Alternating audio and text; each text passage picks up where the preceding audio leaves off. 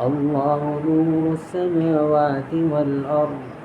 مثل نوره كمشكاة فيها مصباح المصباح في الزجاجة كأنها كوكب دري يوقد من شجرة مباركة زيتونة لا شرقية ولا غربية يكاد زيتها يضيء ولو لم تمسسه نار نور على نور يهدي الله لنوره من يشاء ويضرب الله الأمثال للناس والله بكل شيء عليم في بيوت الذين الله ترفع ويذكر فيها اسمه يسبح له فيها بالغدو والآصال رجال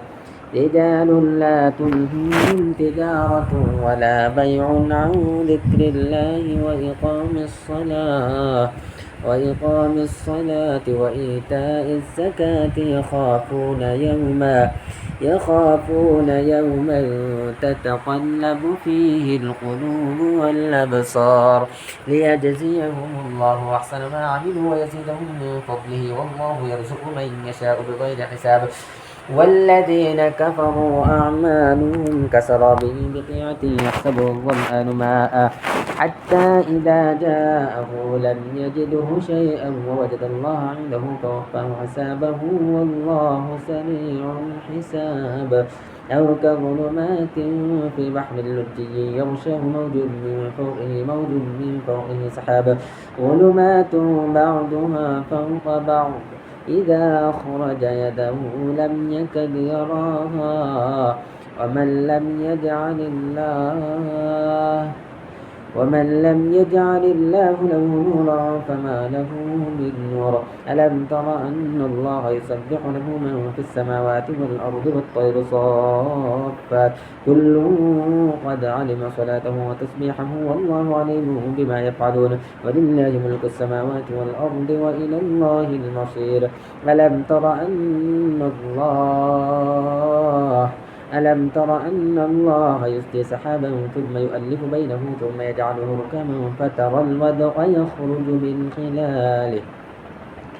وينزل من السماء من جبال فيها من برد فيصيب به من يشاء ويصرفه عن من يشاء يكاد سنا برقه يذهب بالأبصار يقلب الله الليل والنهار إن في ذلك لعبرة لأولي الأبصار والله خلق كل دابة من ماء فمنهم من يمشي على بطنه ومنهم من يمشي على رجلين ومنهم من يمشي على أربع يخلق الله ما يشاء